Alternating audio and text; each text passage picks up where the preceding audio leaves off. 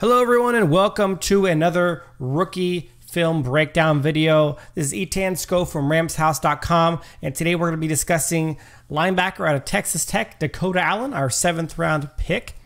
Very interesting case with Dakota Allen. He is a lot more well known than your average 7th rounder because of his time spent on the TV show Last Chance University. Dakota Allen had some legal troubles while he was at Texas Tech originally. He got kicked off the team. He went to go play in community college, and he then made his way back up to Texas Tech the following year and was voted a 2-time captain for his junior and his senior seasons. And so, interesting story, but it obviously makes him a little bit more well-known. We're going to talk a little bit about what Dakota Allen brings to the Rams. First, let's talk about his combine results. Dakota Allen, not a very good 40-yard dash, but I mean, really, he's kind of your prototypical Rams drafted player, as in he's not the fastest guy in the world. He had a decent bench press. He's fairly strong. His explosiveness numbers, his vertical and his broad jump, not stupendous, not bad, but not good by any means. I would say actually his vertical is probably not good, but he did really good in the agility drills, the 3-cone and the 20-yard shuttle. So that is actually a theme amongst the McVay and the Sean McVay and Les Snead draft picks, that they generally are considered a little bit less explosive and fast, but quite a bit more agile. So this is kind of par for the course. A little bit on the small side at 6'1", 232 pounds. But overall, nothing to write home about or to really complain about. Again, it's 7th round pick. Let's keep it all in perspective. Then move on to, okay, so let's take a look. And it's interesting. Dakota has a kind of a tale of two seasons here. He was considered one of the best linebackers in football in 2017. He was the 6th highest PFF graded linebacker in 2017. Came in with a lot of fanfare. He had some pretty good coverage grades, as you guys can see. You see TJ Edwards there at the #1 spot on the passer rating against amongst all linebackers who were returning to college football from 2017. Pretty solid. And he was considered one of PFF's first team defense, one of their top linebackers in the league, and a really solid player. So it's interesting to see that, you're maybe wondering, why is this guy ended up being a 7th round pick? Well, it's interesting. He had quite a bit of a fall off. So he had a good start to 20. So this is actually the top 5 linebackers coming into the season. You see Devin Bush there. You see TJ Edwards, Giles Harris. Some names that you recognize on here. Now, Dakota was #1, and it's interesting because he had a big fall off in 2018. Now, he did start off 2018, so this is going into the season. #1 rated linebacker going into 2018. And what they said about him, so this is kind of an interesting thing. This is through 3 weeks of the season. Through 3 weeks of the season, Dakota was ranked, 2nd amongst linebackers, and he's ranked 26th overall. I mean, they had him as a 1st round potential. And so he had the 90 overall grade last year, and he was off to a great start this year, grading at 88.1 overall. So another solid beginning of the season.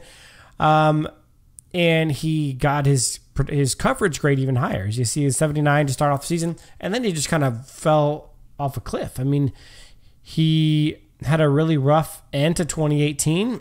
It really hurt his draft stock. He didn't go to the 7th round, and even then it was, people thought he might go undrafted. So it's interesting. The Dakota Allen story is interesting, and I'm going to tell you the film. This is by far the shortest film review we're going to have. After reviewing well over an hour worth of games film, for those of you who don't know, when you're reviewing game film, that's about 5 games worth of snaps. Okay, I've seen every defensive snap he was involved in 5 games. Every defensive snap he was on the field for 5 games long. And overall, I, just being completely transparent, am totally unimpressed by Dakota Allen. I wouldn't be surprised to see him not keep his job on the team. I mean, I'm assuming there's more to what I'm seeing than what they saw. Maybe they think he's got potential as a special teamer. That would be my guess. But, you know, as a potential future decent linebacker, I have a lot of trouble seeing it. Now, I made this the shortest one for two reasons. Number one, I didn't want to waste a lot of time on a player that I didn't believe was going to be a part of the Rams' long-term future. Number two, I just found a lot of crap worth taking out. In most plays of the 5 games that I observed, Dakota seemed to be a little bit lost about where he was supposed to be and when. He fell for fakes very, very frequently. And look, it doesn't feel good for me as a Rams fan to say, yeah, this guy's not good to me. I mean, it was painful to watch the film. I've enjoyed watching the film of all the rookies for years. And this is probably, I'd say, one of the worst films I've had to watch over the years, watching, film on rookies and stuff like that. So I came away highly unimpressed, and I kind of selected, a set of plays for you, about 5 minutes worth of plays to look at, and it's going to show you some of the good things that he's able to do and some of the questionable things that he does. And I just really didn't want to make the video that long, but we'll get a good look of kind of a little bit about who Dakota is and what I saw during the film. Arizona, but they feature him in a lot of ways. So this is kind of one of the good plays. He stays patient, stays in his lane, aggressively helps make a tackle. And here he's... I lost him, to be honest with you guys. I don't know if that one was a... Let's see here. He's involved in the play there again. Number 40. Here he starts off here. And yeah, some of these are kind of like wondering what exactly he's doing. Like that one seemed like he had a pretty clean entrance, and it didn't seem like he took it. Like he got blocked. There's no doubt about that. It seemed like he just kind of embraced the block though, and didn't really attempt to fight around it or to even make a play on the ball. He just kind of went and shouldered the lineman. And yeah, he's got other guys, behind him, but it just seemed kind of odd. Maybe that was his job, just to take that block on and allow it to get past him. Right in the middle here, let's see. This is against Arizona State. This is actually from 2017, which is the year that he was highly graded. And I found trouble seeing him make really good plays in 2017. I'm confused by the rating to a degree because I didn't see a whole lot of great. I saw a lot of head-scratching moments, to be honest. That's a pretty decent little defensive play in coverage. He causes a throwaway by covering the dump off to the back there, and then he's right up in here, just getting kind of shoved out of the play, just easily getting blocked. You're gonna see a lot of that, him getting easily blocked, and I try to get some good stuff, but man, it was hard to find. That was another patient play where he was patient and he took advantage of the opportunity. And awareness, drop snap, he was on it. He just darted right up the middle, helped get that sack completed.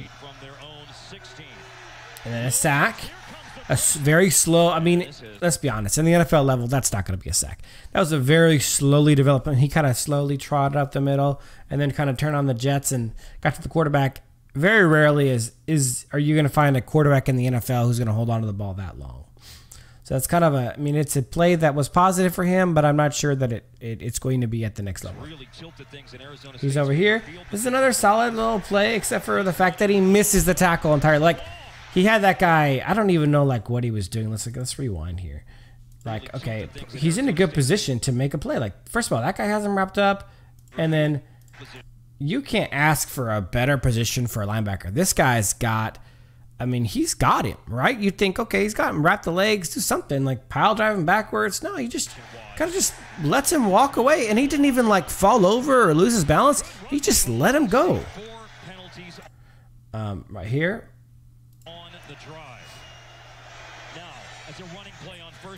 Decent. I don't know if that's great or nothing special, but so even some of the good stuff is just like, it's okay. Patient. Like, this is a weird play. I imagine he's playing zone, right? I hope he's playing zone and his zone is in the middle of the field. But man, it's hard not to notice this guy is wide open. Like nobody's near him. Is that just the play? I mean, just oh yeah, let the guy catch the ball and take off. Like, and then look at the motor. I really don't get the feeling that he's running hard. Now watch, this guy breaks out for a while. Like, it's like he didn't even notice. And like, oh my gosh, there's a guy over there. And then he just kind of slowly trots over there. He gets the tackle, but man, that was an unnecessary huge pickup for them. Like, that just seemed very poor on the effort and on the recognition. Okay, he's right here. And just, again, one of those plays where he just gets shoved back. I mean, that shouldn't have been nearly as big of a gain. It just seems like blocking him is almost effortless for some of these offensive linemen. 4 yards. Running play up the gut for Demario Richard is the running back right now for Arizona State. And the catch is made. Now, this is a kind of funny one. The reason I included this is because I thought, again, it showed some really poor awareness. Now, watch him. I mean, it is obvious from the get-go that this is about to be a screenplay. It's a fake handoff. He's looking at the running back. I get it. But, sorry, this is the wrong play. This play, watch. I mean, the whole thing is set up to be a fake run, kind of a fake run screen, and like he just seems to catch on so slowly. And it wasn't like he was chasing the run, like he wasn't attacking the run. He was just kind of standing there, not really sure what to do. And then again, it's just a slow run over. Like a guy running at full speed would have been able to get here around here, and then he just look, maybe get him a 2 or 3 yard gain, but look at this guy just goes, and it ends up being an 8 yard gain. Right here. 8 yards to Chapman. They will to keep the defense on it. A decent little tackle. Kyle Williams, who's Been here. tonight, is in motion. They will run the ball again. That was a decent play where he did fight through a block to get involved. He's up in here now. Now this is, now keep in mind, this is 2017. There's another decent tackle attempt. Now, you know, you might wanted to see him get into that earlier and not allow us what was probably like a 6 yard gain. But like, it's kind of the same play as the first one of the game where he just allowed himself to get blocked down. He did dive, but he gets sealed outside really easily. Now this guy kind of loses the block, but you know the ball is, I mean, it's the same play as the first one we saw in this film, and he's cutting in, and it just seemed like he allowed himself to be shoved to the outside pretty easily. And he gets involved and he ends up helping, but it's just about poor positioning to attack the run. Now this is 2018 where he kind of fell off a cliff. We're going to watch his game against TCU here and get a little bit of film to watch here too. He's right up in here. Now this is some of the stuff where you're just shaking your head going, what in the heck is going on? Now watch this again. Watch this again. This one is a head scratcher, guys. Head scratcher. So he's right in the middle, smack dab in the middle of the field. It's going to be a little run play. And the jet sweep, they do a little jet sweep. Oh, man, let me rewind it again. They do a little jet sweep around. So this guy's going around, and he inexplicably just darts to the outside. And it's not even like unaware of what's happening. I don't know. Look at where he ends up, man. And this has got to be a gap that gets covered by the inside linebacker. Like, there's no one else covering that gap. Look at the guys over here. He is in between 2 of his own teammates and 2 of the blockers. Do you think he's going to be able to get around and then dart through this gap to try to make a tackle? I mean, I can't fathom that this gap was not his responsibility. I cannot fathom that. And then look at that. It's obviously impossible for me to know what his job was in the defense because I don't know the defensive plays, but I can't fathom that his job was to run to the outside and do absolutely nothing. Like, that didn't make any sense at all what he did. And unless Texas Tech is just running like a freaking middle school defense, some of these plays are massive head scratchers. I don't know, those where he just gets easily blocked and taken out of play. As a team that struggled with this last year, this is not what you're looking for at all. And thank goodness we have a guy here who can take care of that for us and allow that to happen. And that, like, this play is frustrating because he sees it it's pretty well telegraphed. You see where the ball's going, and like I don't know what he makes a play on, but it was neither. That should have been a pass deflection. He should have been able to knock that ball down. This is the one good play he's made. Nice little pressure. Interception. Now, that was a solid play. Like, caused a nice pressure, caused interception. Good defensive play. That was a nice little blitz. You're seeing here. Nice delayed. Just... That was almost as bad on the left guard as it was good on him. Probably was worse on the left guard than it was good on him. Playing maybe less than 100% as he and TCU on. Again, the same thing that happened on the first play of this game. 100%. Who is cup? This has got to be. So look, there's two linebackers, right? 1, 2 inside linebackers here.